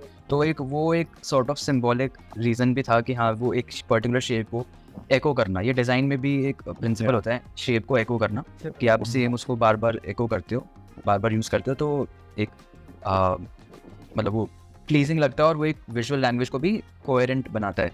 उसके अलावा एंड लाइक एक मेटाफोरिकल रीजन भी इसका ये हो सकता है, मेटाफोरिकल या सिंबोलिज्म वे में उसमें, कि जो भी हमने नॉर्मल जो हमारे ट्रायंगल्स देखे हैं इन कोई भी कल्चर हो गया या फिर लाइक ग्राफिक डिजाइन किसी भी, उसमें they represent some sort of like progress and एक तरीके से प्रॉस्पेरिटी. हर अच्छी चीज को they represent somehow. But when you stability, yes, when you inverted it you have literally change its meaning. और उसको ऑपोजिट कर दिया आपने. So what was progress once, it's now like, you know, opposite of progress. What was prosperity, it's opposite of prosperity. एक तरीके से dominance, it's like barbaric culture एक तरीके से. राइट. और उसके अलावा एक पॉइंट पे वैसे फोकस कर. हाँ Yeah. तो अगेन मतलब वो भी एक बहुत इंटरेस्टिंग, लाइक विजुअली भी जब आप एक इन्वर्टेड पिरामिड देखते हो तो वो एक बहुत स्ट्राइकिंग इमेज होती है. मतलब जनरली अब हाँ, क्योंकि हमेशा हमने सीधे पिरामिड ही देखे हैं, क्योंकि वो स्ट्रक्चरली बनाना एक सीधा पिरामिड सबसे लाइक स्ट्रॉन्गेस्ट शेप भी होती है कि पिरामिड जब होती है ट्रायंगल तो सबसे ज़्यादा स्ट्रांग होती है. राइट. तो लाइक वो एडवांसमेंट भी उससे दिखता है कि मतलब कॉम्प्लेक्स के पास में इतनी रिसोर्सेज है, उतनी टेक्नोलॉजी है कि वो एक इन्वर्टेड इतना बड़ा पिरामिड बना सकते हैं. Yeah. तो हर बार किसी चीज़ को अगेन लाइक एक और डिज़ाइन से रिलेटेड वो है कि हर बार किसी चीज़ को लाइक जैसे साईफाई दिखाना है तो उसको ज़रूरी नहीं है कि हम उसको एकदम ऐसे फ्यूचरिस्टिक दिखाएं कि पैनल्स हैं उस पर या इस टाइप से कुछ वो दिखाएं, बट उसको स्ट्रक्चरली उसको ऐसा दिखाए को लगे कि हाँ मतलब Physics defined type. Exactly Challenges the physics और एक तरीके से जो एक rules of nature है. उसको चैलेंज कर रहे हैं. उसको चैलेंज कर रहा है वो शेप से तो कर ही रहे हो. Yeah. बेसिकली क्या होता है, देख अपन जितना भी पता है, जितना भी डिज़ाइन किया शंबाला में और बाकी स्लम्स में जितना भी डिज़ाइन किया, वहाँ पे एक स्टेबल ज़्यादा स्क्यूबॉइड और स्फेरिकल डिज़ाइन लैंग्वेज यूज़ किया हम लोगों ने. बट ये जो वो मतलब कॉन्ट्रास्ट दिखाने के लिए कि कम्प्लीटली कॉन्ट्रास्ट है बाकी वर्ड्स, ये एक और एड ऑन था उसमें कि उसका ट्रायंगल कैसे ऐड करता है, क्योंकि तीनों तरफ पॉइंटेड जो डिज़ाइन लैंग्वेज है वो कॉन्ट्रास्ट बाकी तरफ. हाँ अगेन मतलब जैसे बेसिक जो शेप लैंग्वेज हम बोलते हैं कि एक स्क्वायर स्टेबिलिटी को वो पोर्ट्रे करता है, एक का भी रेक्टेंगुलर है. तो जो ट्रायंगुलर चीज़ें होती हैं वो एक ईवल को या फिर जैसे इस टाइप की चीज़ों को डिस्क्राइब करते हैं। बहुत बेसिक एकदम शेप लैंग्वेज वाली चीज़, सब चीज़ों में फिट हो रहा था, तो ऑटोमेटिकली मतलब ये फाइनलाइज हो गया। और मतलब मेरे को भी पर्सनली एक इन्वर्टेड पिरामिड मतलब मेरे को थोड़ी पसंद है शेप, और मतलब ये मेरे पर्सनल पीस भी मैंने बनाए थे लाइक 2-3 साल पहले, तो उसमें भी आप इसे अगर मेरे आर्ट स्टेशन पे जाओगे तो वहाँ देख सकते देखा देखा देखा हो। तो ऐसे इन्वर्टेड पिरामिड वाले कुछ इमेजेस हैं। यार ये काफ़ी अच्छा लगा मेरे को, मतलब जो इन्फॉर्मेशन अभी मेरे को मिला कि इन्वर्टेड ट्रायंगल ही क्यों प्रीफर किया उस पर्टिकुलर शेप को, मतलब हाँ याद है represent करने के लिए। काफ़ी काफ़ी अच्छा लगा मेरे को ये चीज़। ये एक चीज़ और थी कि उसका जो डिज़ाइन लैंग्वेज है वो थोड़ा सा एलियनिश साइड काफ़ी गया है, क्योंकि हम लोगों को ये ऐसा लगा फार फ्यूचर में आएगा। फार फ्यूचर हम लोग ये कैसे डिस्टिंक्ट बनाए आज साल की इतना ज़्यादा फ्यूचर में कि वो कम्प्लीटली अननोन है उसका डिज़ाइन लैंग्वेज, और इतना ज़्यादा वो मतलब क्या बोलते हैं उसको, टेरिटरी से बाहर है कि हम लोग उसको रिकन्सिडर भी नहीं, क्या बोलते हैं उसको, वर्ड याद किया रिकन्सिडर नहीं कर सकते उसको कि कैसे उसको। बेसिकली देखा है तो इंडियन कल्चर में जो हम जितने भी शेप लैंग्वेज अभी तक देखे हैं उसमें ये इन्वर्टेड ट्रायंगल शायद मैंने पहली बार ही देखा है। सो इम्पैक्टफुल तो वो वैसे भी है, अगर मतलब एक कल्चरल एस्पेक्ट में देखा जाए तो हमारे थॉट प्रोसेस में ही वो शेप एग्जिस्ट नहीं करता है। बचपन से भी हम लोग वैसा उस चीज़ को देखकर कैसा फीड कभी नहीं हुए, बट अभी ये देखकर कि एकदम खतरनाक कॉन्ट्रास्ट ये जनरेट कर रहा था। मतलब इसको टर्म देंगे बिजार। अगर अपन अभी की टेक्नोलॉजी 2 साल पहले दिखाएंगे ना तो वो भी ये सोचेंगे यार ये क्या चीज़ है, जैसे ऐसी ये तो अजीब तरीके से फंक्शन करता है, सोचा नहीं था कभी। तो उसका भी कॉन्सेप्ट कुछ ऐसे होगा कि इतना फ्यूचर में कि वो अपन उसको परसीव भी नहीं कर सकते कि वो कैसा उसको फंक्शन करेगी चीज़ें। तो उसमें एक अनसर्टेनिटी भी है उसमें कि चीज़ें कैसे चल रही है उसको फंक्शन। तो अगेन मतलब जो भी मशीन्स थी कॉम्प्लेक्स के अंदर में, तो उनका डिज़ाइन लैंग्वेज ऐसा था, बट अगेन जहाँ पर जो नॉर्मल लोग जिस सिविलियन वाला सिविलियन हाँ। सिटीजन जहाँ रहते थे, हाँ, तो वो वहाँ पर जो था वो बहुत ही लग्जरियस वाला जो ओल्ड एंशियंट लग्जरी जो थी, क्योंकि पुराने रिसोर्सेज जितने भी हमारे थे, जो अभी हम जिन चीज़ों को नॉर्मली देखते हैं, क्या है तो बहुत नॉर्मल है, तो जब रिसोर्सेज बिल्कुल ख़त्म हो जाएंगे तो वो भी एक लग्जरी बन जाएंगे अपने आप में। तो again like living like gods sort of, तो वो एक था इसका कीवर्ड, ये कह सकते हैं कि लिविंग लाइक गॉड्स टाइप से, कि नॉर्मल लोग भी वहाँ पे गॉड्स की तरह रह रहे हैं, कि उनके पास इतने रिसोर्सेज, इतना लाइक फ्लरिशिंग वहाँ पे वो दिखाना था। इससे सॉरी टू इंटरप्ट, मैं कह रहा हूँ इससे आगे बढ़ने के लिए अब हम यहाँ से मतलब आगे पॉइंट पे आते हैं। तो बेसिकली कितना परसेंट ऐसा था कि लाइक तुम लोगों ने जो आर्ट पीसेस जो कॉन्सेप्ट आर्ट बनाए थे वो तुम्हारा मूवी में फाइनल फ्रेम तुमको ऐसा देखने को मिला, कितना परसेंटेज ऐसा था? ये मतलब ये बहुत रेयर होता है जनरली, जितना हम लोगों ने कॉन्सेप्ट आर्ट इंडस्ट्री में देखा है, तो मतलब मेजॉरिटी जितने भी डिज़ाइंस थे वो सारे ऑलमोस्ट एज इट इज़ वो मूवी में थे। मतलब ठीक है, लाइक फ्रेमिंग वैसी नहीं होगी, मे बी कॉम्पोजिशंस थोड़ी डिफरेंट होगी डिपेंडिंग ऑन कैसे शॉट हुआ है, बट जो भी डिज़ाइंस थे वो बहुत सिमिलर थे। इनफैक्ट बहुत सारे सीन्स में तो लाइटिंग भी वैसी ही मैच हुई भी थी जैसे कि कॉन्सेप्ट में बनाई थी। तो अगेन लाइक ये बहुत ही, ये अपने आप में बहुत बड़ा अचीवमेंट है, लाइक कि तो पूरे प्रोडक्शन डिपार्टमेंट के लिए, पूरे लाइक पूरी टीम के लिए इनफैक्ट, कि किस तरीके से जब वो इनिशियल जो चीज़ थी, कॉन्सेप्ट जो थे, वो उनको पूरा एकदम आगे तक कैरी फॉरवर्ड करना पूरे मूवी में, और उसी को ही और इनफैक्ट और एनहांस करके प्रेजेंट करना मूवी में। तो हाँ, मतलब अब सब लोग देख भी सकते हो आप लोग कि हम लोग आर्ट वर्क भी पोस्ट कर रहे हैं, हम मतलब वो फाइनल आर्ट वर्क हम लोग पोस्ट कर रहे हैं, जो कि लास्ट इमेजेस हमने किसी पर्टिकुलर चीज़ के लिए डिज़ाइन करी थी, मतलब उनका आइट्रेशंस अभी हमने शेयर नहीं किए। मे बी इन फ्यूचर वो उसके लिए भी हम कुछ प्लान कर रहे हैं, तो लेट्स सी कि कब हम वो शेयर कर सकते हैं। तो हाँ, वो रिजेम्बलेंस पॉसिबल, हाँ वो आप रिजेम्बलेंस आप देख सकते हो कि वो कॉन्सेप्ट और मूवी के अंदर कितना वो थी। जनरली बाकी सब मूवीज में होता है प्रोडक्शन लेवल का आर्ट डिफरेंट होता है, कॉन्सेप्ट आर्ट डिफरेंट होता है। काफ़ी सारी मूवीज में ऐसा होता है कि प्रोडक्शन वाला काम अलग होगा, फिर उनको कॉन्सेप्ट आर्ट है, फिर अलग से उसका प्रोडक्शन आर्ट बनाएंगे, फिर वो फाइनलाइज करके सेट डिजाइनर्स को देंगे।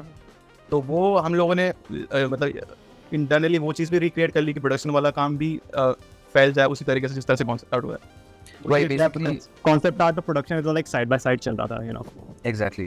तो अगेन लाइक एक और जिस तरीके से, तो इसमें डिफरेंट था ये चीज़ कि जो भी शूटिंग थी वो ऐसा नहीं था कि एक बार में चीज़ें शूट हो रही हैं, क्या शूटिंग होती और फिर उसके बाद में थोड़े टाइम बाद में वापस से शूटिंग होती। तो क्या हो रहा था कि हम लोग कॉन्सेप्ट आर्ट करते, प्री प्रोडक्शन का जो भी सारा काम होता वो काम करते, फिर उतने पार्ट की शूटिंग हो रही थी। मतलब ऑल दो उस तरीके से था कि जो स्क्रिप्ट में रिक्वायरमेंट थी, जैसे शूट होना था वो चीज़ें, तो लेट्स सपोज कि काशी का कुछ एक लेट्स सपोज भैरवा के घर का कुछ शूट होना है, तो उससे जब वो शूट होना है तो उससे पहले थोड़ा टाइम रहता था हम लोगों के पास में, तो उस टाइम पे वो भैरवा का हाउस डिज़ाइन हुआ। उसके अलावा और भी जो चीज़ें उस स्केड्यूल के अंदर शूट होनी है तो वो डिज़ाइन होती थी। फिर वो स्केड्यूल शूट हो गया, फिर जो नेक्स्ट शेड्यूल है उसका फिर अब उस टाइम पे नेक्स्ट हमको डिज़ाइन करना है। तो ये इस तरीके से चीज़ें डिज़ाइन हो रही थी, तो ये थोड़ा सा डिफरेंट वे ऑफ अप्रोच था शूटिंग को लेके को और लगता है डिज़ाइनिंग को कि लेके। जहाँ तक है कि कास्ट वगैरह को भी मतलब एक स्लॉट होता है ना कि वो इस टाइम फ्रेम पे फ्री है तो इस टाइम ये बहुत इट मैटर्स अ लॉट। वही काफी टाइम पे ऐसा हो रहा था कि लास्ट मोमेंट में अब कॉन्सेप्ट आर्ट शायद नहीं भी है और हम लोग को शूट करना है, तो जो सेट डिजाइनर्स है वो उसी टाइम मैनुअली इतने सारे वेरिएशंस कर रहे हैं खुद ही बिना कॉन्सेप्ट आर्ट के। हाँ, बहुत जगहों पे जैसे वेपन्स थे, तो जैसे काशी के कुछ बहुत सारे वेपन्स हैं जो कि उन्होंने खुद ही से बनाए। वहीं पर जब एक बार लैंग्वेज सेट हो गई, उनको समझ में आ गया किस तरीके से वो बनाना है, तो वो भी एक तो वो इंटरेस्टिंग था कि 4 अलग वेरिएशन खुद ही बना रहे हैं फटाफट। वो literally like physically concept art हम लोग फिजिकली मतलब डिजिटली करते हैं, डिजिटली वो लिटरली फिजिकली हाथ से अलग अलग पीसेस बना रहे थे, फिर वो जो पसंद नहीं आ रहा उसको रिजेक्ट कर रहे थे। तो वो उनका एक अलग से फन या बिकॉज लाइक कॉन्सेप्ट आर्ट के लिए उन छोटे प्रॉप्स के लिए टाइम नहीं था कॉन्सेप्ट आर्ट वाले फेज में, सो लाइक जो भी बच गया एंड लाइक तो they have to do it वहीं पे। क्योंकि बहुत छोटी टीम थी, सिर्फ हम लोग थे टीम के अंदर जो कॉन्सेप्ट आर्ट कर रहे थे। उसके अलावा भी मतलब कभी कोई एक पर्टिकुलर 1-2 जनों की टीम होती थी या फिर कोई आउटसोर्स होती थी कुछ चीज़ें, तो ऐसे करके बहुत ही लिमिटेड टीम थी उस टाइम पे कॉन्सेप्ट आर्ट करने के लिए। इस चीज़ से मैं एक चीज़ आगे पूछना चाहूँगा कि अभी इतना टाइम तो हो गया मूवी को आए हुए, तो पार्ट 2 के रिगार्डिंग का क्या ख्याल है? लाइक कुछ ऐसे ग्लिम्स ऐसा देखने को मिल सकता है या कुछ ऐसा? तो पार्ट 2 का एक चीज़ आई थिंक वो अभी तो काफ़ी लोगों को पता है, और उसके अलावा मतलब मूवी के अंदर थी बट मे बी बहुत लोगों ने नोटिस नहीं की। तो वो ये है कि ये बताया गया कि एक और वर्ड इंट्रोड्यूस होगा, एक और लाइक पर्टिकुलर जैसे शंबाला है, काशी है, कॉम्प्लेक्स है, वैसे ही एक और वर्ड इंट्रोड्यूस होगा सेकंड मूवी में। तो वो है वो जो लोग होंगे वो हैं, उनका नाम है नोमन। जैसे शंबाला के रेबल्स हैं उस तरीके से वो नोमन है, और वो फ्लक्स लैंड में रहते हैं। फ्लक्स लैंड वो है। तो ये बहुत ही स्लाइटली मूवी के अंदर बस एक ही डायलॉग में बताया गया था, जब अश्वत्थामा सुमति को लेके आते हैं शंबाला में, तो उसी टाइम पर ये जो कॉन्वर्सेशन होती है तो वहीं पर ही वो बताई जाती है। इतना अपन बता सकते हैं कि वो जो पर्टिकुलर वर्ल्ड है वो काफी यूनिक है, और इस टाइप का हमने शायद कभी नहीं देखा है इंडियन सिनेमा में। काफी यूनिक, मतलब काफ़ी तगड़ा होने वाला है कुछ। काफी लगा होने वाला हाँ, है। काफी। बाकियों से काफी डिफरेंट टेक लिया है उसको इस तरह से, and जो जनरली अपन सोचते हैं उस चीज बहुत ज्यादा एक्साइटिंग है वो। मैंने कभी नोटिस नहीं किया था, मतलब ये मूवी में है ऐसा कुछ ऐसा पता है? इट्स अ डायलॉग ये सिर्फ एक छोटा सा डायलॉग है, Yeah. और इसके बारे में मेरे को लगता है मेरे को पिछले एक बार देखना पड़ेगा था कि ये मैं पकड़ूं क्या है वो। ऐसी बहुत सारी चीज़ें हैं जो कि मूवी को आप सेकंड टाइम देखोगे, थर्ड टाइम देखोगे, तो इतनी छोटी छोटी डिटेल्स है ना जगहों पे। आप कहीं पर भी जाओगे, फ्रेम को पॉज करोगे ना, तो वहाँ पे आपको कुछ ना कुछ नई इन्फॉर्मेशन मिलेगी, नई डिटेल। इतना डिटेल में सब चीज़ें हुई हैं, और मतलब hats off to the whole production team और जो VFX टीम है, इन्होंने इतना डिटेल में जाके मतलब जो आइडियाज़ थे इनिशियली मतलब प्री प्रोडक्शन के टाइम पे, तो वो इतने आगे तक उन्होंने पूरे कैरी फॉरवर्ड करके वो वहाँ पे डालें। मतलब साइन बोर्ड्स भी आप देखोगे ना तो वो भी अम्यूजिंग है अपने आप। काशी के अंदर के बहुत छोटे छोटे साइन बोर्ड्स हैं, तो उनको भी आप पढ़ोगे। इवन लाइक बुज्जियन भैरवा जो एनिमेटेड सीरीज़ है उसमें भी बहुत साइन बोर्ड्स हैं। तो साइन बोर्ड्स आपको एक और इन्वॉल्व कर लेंगे अपने वर्ल्ड में, उन्हीं से आपको बहुत चीज़ें पता पड़ने लग जाएंगी काशी के बारे में। तो ऐसा कुछ है क्या, लाइक कोई एक पर्टिकुलर ऐसा कोई आर्ट वर्क, ठीक है, जैसे मतलब हर एक आर्टिस्ट का एक अपना प्रेफरेंस होता है, एक पसंद होता है कि मैंने ये आर्ट वर्क बनाया और ये मेरे को बहुत ज़्यादा पसंद है। ऐसा कोई आर्ट वर्क है कल की मूवी के अंदर जो तुम लोगों ने किया है और तुमको ऐसा लगे कि कुछ तगड़ा है, ये बहुत ज़्यादा पसंद है तुम्हें? ऐसा कुछ देवेश तुम बताओगे? मेरा पर्टिकुलरली नोमन है, फ्लक्सलैंड है, जो कि अभी मैं रिवील नहीं कर पाऊंगा उसके बारे में काफ़ी, बट वो मेरे लिए काफ़ी इंटरेस्टिंग था, जो कि मतलब मैंने ऐसा कभी नहीं देखा और ना सोचा कि इस टाइप का भी दिखाया जा सकता है किसी फिल्म में। वो काफ़ी, और उसको बनाने में जितना ब्रेनस्टॉर्मिंग लगी, वो जितना सोचा और वो जो को रेप्लिकेट किया, वो अलग एक्सपीरियंस था। उसके कुछ सेट इमेजेस भी आए थे हम लोगों के पास में जब क्योंकि वो पार्ट शूट हो गया था। तो तो हाँ मतलब वो बहुत Spoil कर अच्छा दिख रहा है। नहीं स्पॉइल नहीं कर सकते। बस उसके लिए आपको पार्ट 2 देखना पड़ेगा। आई थिंक इतना इनफ होना चाहिए थोड़ा सा लोगों को करने के लिए पार्ट 2 के। मेरा पर्सनली फेवरेट लाइक काफ़ी पीसेस थे जो कोई एक पर्सनल एक एक एक एक पूछ रहा हूँ मैं।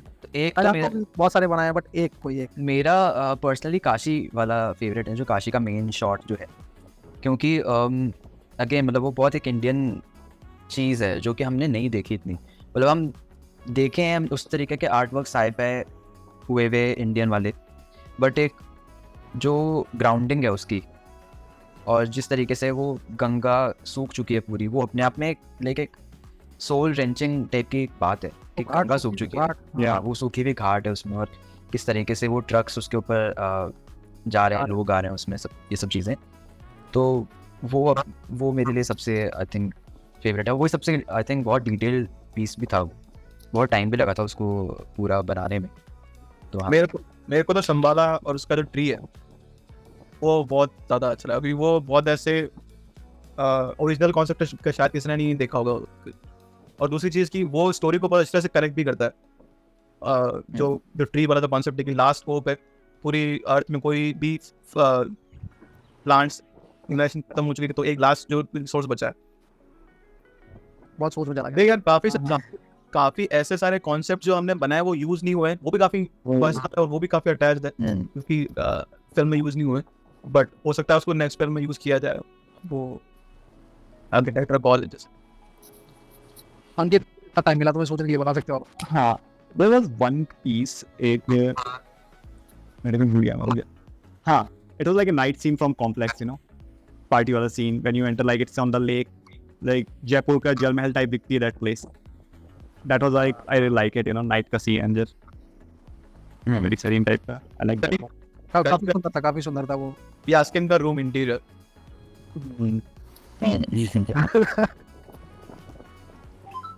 डरावना लगा था यार मेरे को थोड़ा सा। Yeah, it's like वही वाइब yeah, करने का था। it's like a cave, madman की cave एक तरीके से, you know, like mad scientist की. It's also it looks like a boss fight arena. हमेशा वाली vibes आई उस piece से. Just, you know, yeah, you have to fight this guy. It's like a final boss of the game, you know. That's all जैसे.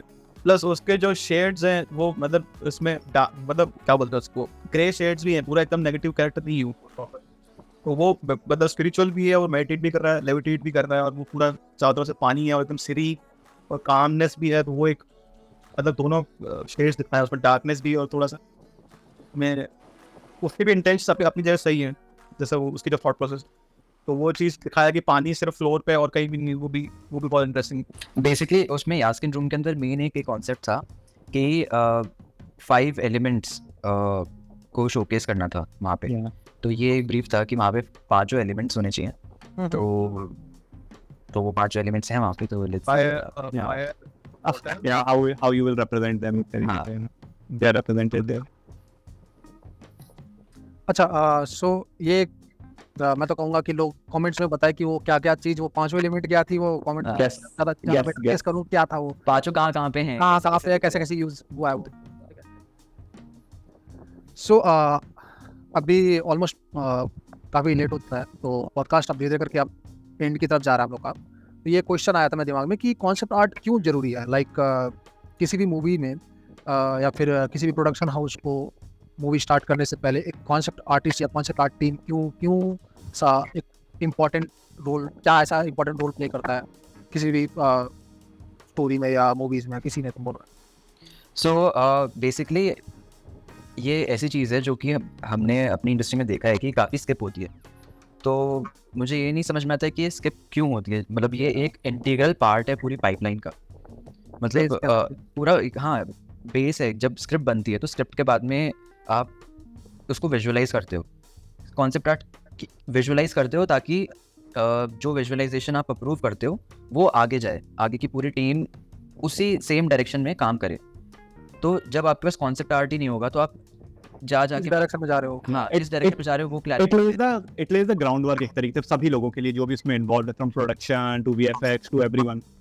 तो I think ये one of the biggest reason भी हो सकता है कल्कि का, कि जिस वजह से ये इतना अच्छा कर रही है, क्योंकि प्रोडक्शन ने कॉन्सेप्ट आर्ट में इनिशियली इतना इन्वेस्ट किया और इतना टाइम दिया उसको डेवलप करने में कि सब चीज़ें आगे की बहुत क्लियर थी। अब कितने जगह पे लोग ये बोलते हैं कि जैसे लेट्स सपोज 600-700 करोड़ का जो बजट है, तो वो हमने पहले भी देखा है कि 600-700 करोड़ में जो मूवीज़ बन रही हैं तो उसमें किस तरीके का काम होता है, और लोग इस मूवी के लिए बोल रहे हैं कि आपने इतने में कैसे अचीव करा, इतने बजट में ऐसा आउटपुट कैसे अचीव करा। तो उसका बहुत बड़ा फैक्टर है जो इनिशियल प्लानिंग है, जो इनिशियल कॉन्सेप्ट आर्ट है, बिल्डिंग ब्लॉक है। क्योंकि ये सिर्फ ऐसा नहीं है कि हाँ मतलब लोगों को ये लगता है कि वो फाइनल में नहीं दिखेगा तो उसका क्या काम है, बट वो आपका हर जगह पे आपका वो कॉस्ट बचा रहा है। आप सेट बनाने जा रहे हो तो आपके सेट कंस्ट्रक्शन की कॉस्ट बची, क्योंकि आपको पता है कि कितना सेट बनाना है। आप एक्स्ट्रा मटेरियल लगेगा, क्या चीजें लगेंगी, कितना बेसिकली कॉन्सेप्ट आर्ट के अकॉर्डिंग कैमरे में आ रहा है तो उतना ही हम बनाएंगे। क्या मटेरियल लगेगा वो तक आपका उसमें क्लैरिफाई हो जाता है। लाइक इनफैक्ट जब सेट बनाने के लिए बजटिंग होती थी तो कॉन्सेप्ट आर्ट जाता था तो लाइक बहुत एक्यूरेट बजट मिल जाता था प्रोडक्शन को कि हाँ इतना बजट लगेगा इस चीज़ को बनाने में। जब आपके पास कोई रेफरेंस पॉइंट ही नहीं होता तो आपके पास एक प्रॉपर बजट भी नहीं आता, राइट। और उसके अलावा गेस वर्क बहुत ज़्यादा रह जाता है, जैसे मैंने पहले भी बताया था। हाँ। तो गेस वर्क होता है तो वो बिल्ड होता है, वो अच्छा नहीं लग रहा है, फिर उसको तोड़ के वापस से बिल्ड होता है, टाइम उसमें आपका बैक एंड फोर्थ होते रहता है वो अभी अच्छा कट रहा आपके पास तो आप और जब तक बैक एंड फोर्थ होते होते आपका शूटिंग की डेट्स आ जाती हैं, so whatever you get is like जो भी बचा कुचा और लाइक वाइट वर्क। और सिर्फ वही नहीं, मतलब इनफैक्ट इवन वीएफएक्स के लिए भी आपके लिए पूरा ग्राउंड वर्क लीड है कि आपको कैसा वीएफएक्स है फाइनल। इवन लाइटिंग के लिए, डीओपी के लिए बहुत हेल्पफुल रहता है, डायरेक्टर के लिए बहुत हेल्पफुल रहता है कि वो किस तरीके से सीन को विजुअलाइज करना है। और लाइक उसके अलावा स्टोरी टेलिंग में भी बहुत हेल्प करता है कि प्लानिंग के लिए कि आप कैसे प्लान कर रहे हो अपनी स्टोरी को। तो मैं बोल रहा था कि जनरली जब एक्टर्स भी कॉन्सेप्ट आर्ट देखते हैं तो उनको भी एक स्पार्क जनरेट होता है कि क्यूरियोसिटी जनरेट होती है कि इस तरह का वर्ल्ड हो सकता है, तो वो उनके लिए भी एक वो इंस्पायरिंग आता है एक्टर से वो मेंटली वो उनको वो विजुलाइज करने के लिए उनके लिए और एक्टिंग के लिए वो वर्ल्ड को फील करने के लिए उनके पास एक रेफरेंस तो रहता है, रेफरेंस रहता है, राइट। वही लुक एंड फील उनको थोड़ा पता रहता है उस जगह का एक तरीके से, तो मेंटली दे आर प्रिपेयर्ड। आजकल ये बहुत ज्यादा लगता है कि 3D और CG के टाइम पे ब्लू स्क्रीन पे रहता है, उनको आईडिया क्या होना है एग्जैक्टली। तो उससे और सेट भी बहुत थोड़ा सा ही बना हुआ होता है, ऐसा नहीं कि पूरा सेट बना हुआ है क्या, तो थोड़े सेट में वो इमेजिन करना डिफिकल्ट होता है।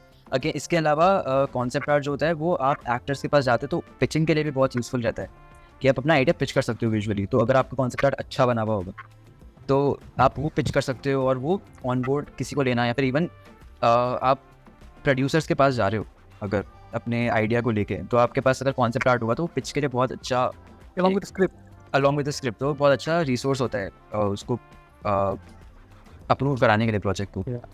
Because if you are reading the script, you are not like able to imagine as it is. आप script के साथ read करके and you have like as it is उसका description है for the place. So it just people start like अपने दिमाग में imagine कर सकते हैं पिक्चर बुक टाइप हो गया कि मतलब exactly इमेज भी है साइड में एग्जैक्टली। तो कितना ज़्यादा मतलब मोटा उठा ये भी रीज़न है क्योंकि जो कॉन्सेप्ट आर्ट होता है वो सिर्फ प्रोडक्शन के लिए लिमिटेड नहीं होता। इस वजह से भी हम लोग इतना उसको फिनिश और अच्छा दिखने वाला हम लोग कोशिश करते हैं कि वो फाइनल ही दिखे, मतलब इटरेशंस भी अगर हैं तो भी वो बहुत अच्छे पोजीशन पे हो, तो क्योंकि वो सब जगह जाता है। इसके बाद एक चीज़ और है दिमाग में मेरा, शेर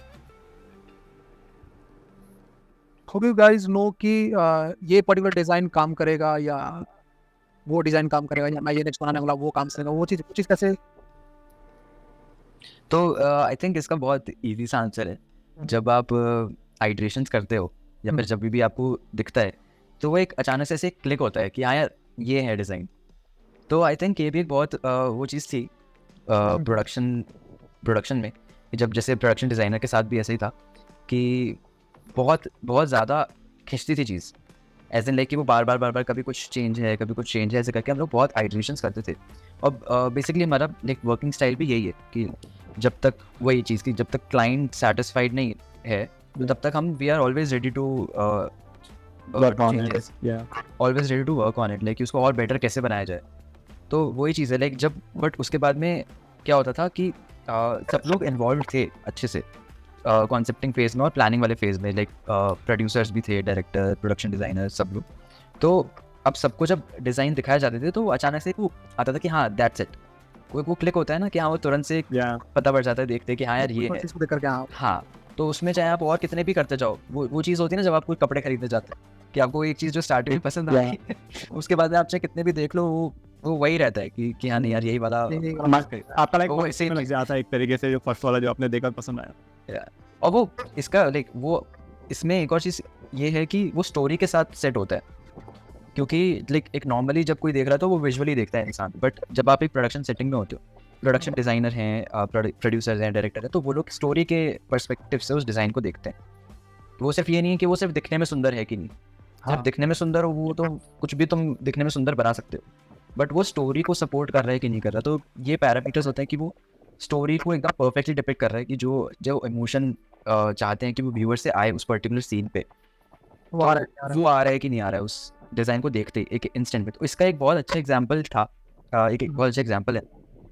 मैंने काफ़ी वीडियो ब्रेकडाउन्स देखे हैं, लाइक जब ट्रेलर आया था, फर्स्ट ट्रेलर आया था और फिर सेकंड ट्रेलर भी जब आया, तो हम लोग रिएक्शन वीडियोस वगैरह देख रहे थे और ब्रेकडाउन्स देख रहे थे। तो उनमें से एक यूट्यूबर है, उनका मेरे को काफ़ी पसंद है काम, ऐसे प्रेम अनफिल्टर्ड नाम से उनका चैनल है। तो उन्होंने काफ़ी बहुत एक्यूरेटली उन डिज़ाइंस को ब्रेक डाउन करके बताया कि वो इनका क्या क्या मीनिंग है। तो वो ये ऑटोमेटिकली उन डिज़ाइंस की सक्सेस है। अगर किसी को स्टोरी नहीं पता और फिर भी वो इतना एक्यूरेटली सिर्फ जो सोच पा रहा है। राइट, उसको सिर्फ डिज़ाइन को देख के आप इतना अच्छा ब्रेक डाउन कर ले रहे हो चीज़ों को, तो ये सिर्फ डिज़ाइन के साथ साथ पूरे प्रोडक्शन के लिए बहुत ही सही अच्छी चीज़ है कि मतलब वो सही मार्क पे हिट हुआ है बेसिकली, कि वो इमोशन वो क्रिएट हो रहा है जो आप चाहते हो without even single word. Movie आई नहीं अभी तक, बट हाँ, उस टाइम ट्रेलर के टाइम पे मतलब मूवी नहीं आई थी, और जो कुछ थोड़े बहुत डायलॉग्स थे, हाँ, ग्लिम्स थे, उनसे जोड़ के वो पूरे एक आप निकाल ले रहे हो। तो उसके अलावा और भी चैनल से, मैन ऑफ कल्चर नाम से चैनल है, हाँ, उन्होंने भी बहुत अच्छे मैंने देखा। वीडियोस किए थे। हाँ, वही। तो मतलब हम लोग शॉक थे कि कैसे लाइक एकदम एग्जैक्ट, जो बहुत बार तो वो लोग थॉट प्रोसेस तक भी एक्यूरेट बता दी थी कई जगहों पर। सब कुछ एक्यूरेट नहीं था, सब कुछ एकदम सही नहीं था, मतलब क्योंकि बहुत चीज़ें जो हैं जो सेकंड पार्ट को भी के लिए भी हैं, तो वो चीज़ें उसके अलावा भी सब चीज़ें एक्यूरेट नहीं थी, बट काफ़ी चीज़ें बहुत ज़्यादा एक्यूरेट थी। वही मैं मतलब मुझे चीज़ जो अब लाइक प्रोडक्शन के टाइम पे, लाइक इनिशियल फेजेस पे जो हम लोगों का थॉट प्रोसेस था, लाइक वो तब लाइक बहुत नेल डाउन कर ली। इससे क्वेश्चन है और लास्ट है ये, मैं पूछता हूँ कि लाइक यार किसी भी पर्टिकुलर बंदे को, लाइक जो इस फील्ड में आना चाहता है, जो इस लेवल का आर्ट वर्क करना चाहता है, कॉन्सेप्ट आर्ट जो भी है, उनके रिगार्डिंग है कि लाइक किस लेवल का पीसी स्पेक्स की रिक्वायरमेंट होती है। मतलब अगर प्रोडक्शन वाला भी अगर आपको हायर करता है तो किस लेवल के सिस्टम्स की रिक्वायरमेंट रहती है, या कोई नया बंदा भी करना चाहता है तो किस लेवल का रिक्वायरमेंट रहता है इस पर्टिकुलर लेवल का आर्ट वर्क को अचीव करने के लिए, along with the skill set.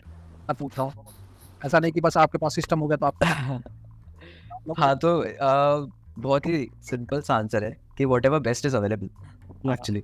तो बेस्ट यू कैन गेट एक तरीके से, हाँ, यू नो, मतलब जैसे हम लोगों के पास में, हम लोग कॉन्स्टेंटली हमारे पीसीस अपग्रेड करते रहने पड़ते हैं। तो लाइक हम लोगों के पास में मतलब इस प्रोजेक्ट पे हमने 4090 जो ग्राफिक कार्ड है एनवीडिया का RTX 4090, तो वो हम लोगों के पास में वो है, सबके पास में।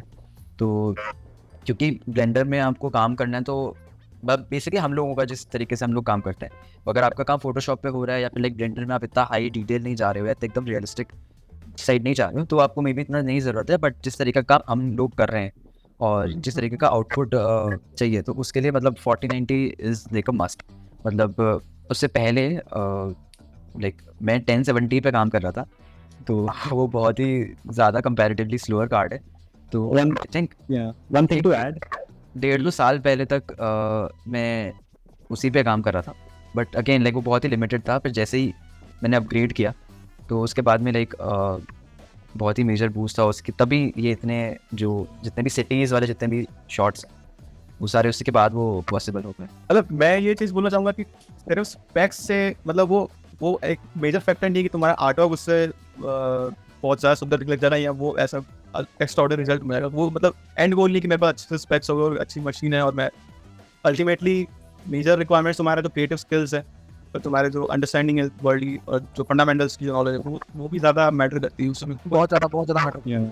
कोई केसेस में ऐसे लोग भी होते हैं जो अपने कम बजट में वो अच्छा आउटपुट दे पाते हैं। मतलब वो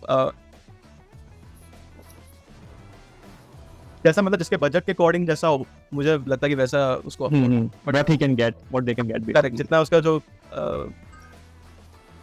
हमका उसके हिसाब से वो ले, बट जितना बेस्ट ले सके उसके मतलब उतना ही बेटर उसके लिए। इसमें I want to add one thing, but हम लोग के केस में हमने ऑब्जर्व किया कि इट इम्प्रूव लाइक एक तरीके से our level of thinking, because we are able to plan ahead, क्योंकि हमारे पास VRAM बहुत ज़्यादा because of 4090, Blender is not checking, तो हम लोग उसमें और ज़्यादा चीज़ें ऐड कर सकते थे, और like we can make scenes more detailed, और it affected the quality of work, you know, it does affect the quality of work, hardware does, like that's my personal opinion.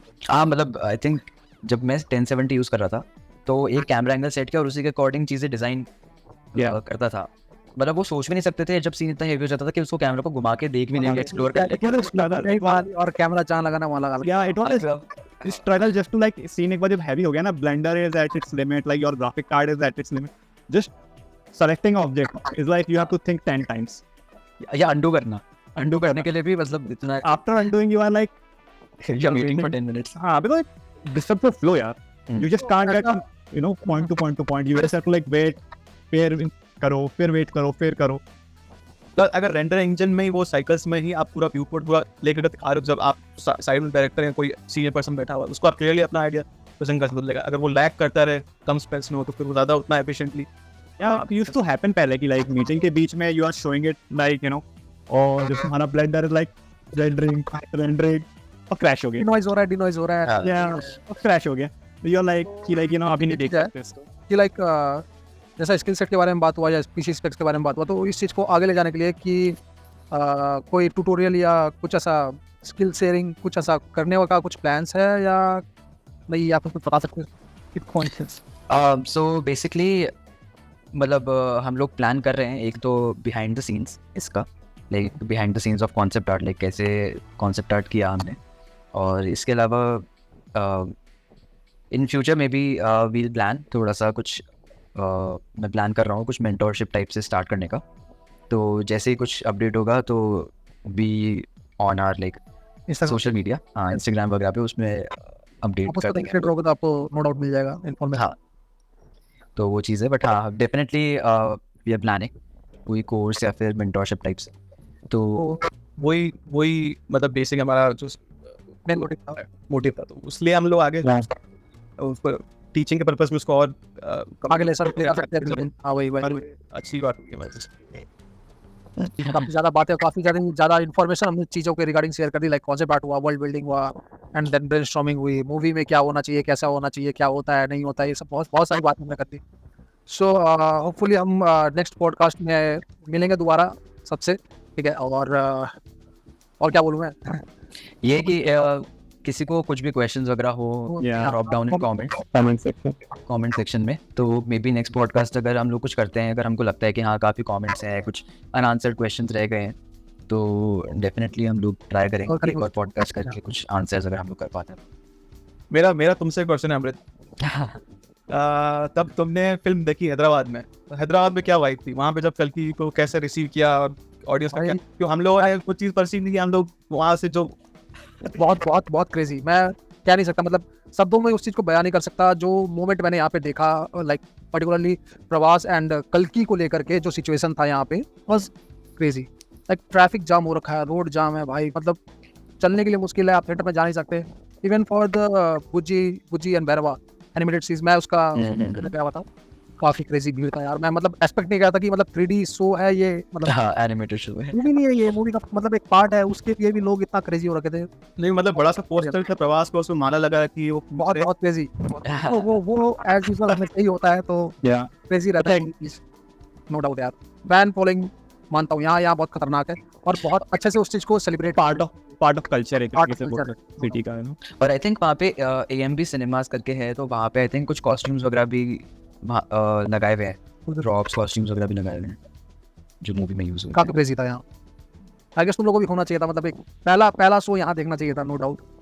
हाँ वो थोड़ा सा बस एकदम एंड टाइम पे ऐसे सब चीज़ें होती है।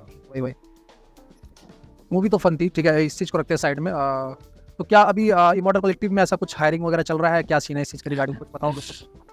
तो बेसिकली हम लोग अभी तो हायर नहीं कर रहे थे, बट अब हम लोग हायरिंग स्टार्ट करेंगे कुछ टाइम में, और हम लोग और नए प्रोजेक्ट्स भी ले रहे हैं। अब तो कल की तो है ही, कल की का सेकंड पार्ट है, और उसके अलावा हम लोग और नए प्रोजेक्ट्स लेंगे। तो आप is it going to be like movie और 3D और कैसा कुछ? नहीं, ऐसा कुछ भी जो कि हम लोगों को लगेगा कि इंटरेस्टिंग है, कोई ऐसी स्टोरी है कि जिसको बहुत मतलब अच्छे तरीके से दिखाया जाए, जिसमें हम लोगों के स्किल सेट का अच्छा यूटिलाइजेशन होगा, जो भी ऐसे प्रोजेक्ट्स होंगे तो उनको डेफिनेटली हम लोग ट्राई करेंगे कि हाँ वही अभी हो गया, मतलब हम लोग अभी तो ब्रेक पे ही थे इतने टाइम से, ये ख़त्म करने के बाद में काफ़ी हेक्टिक था, तो हाँ वापस से स्टार्ट करेंगे नए प्रोजेक्ट्स लेना, और होपफुली और definitely will need more people.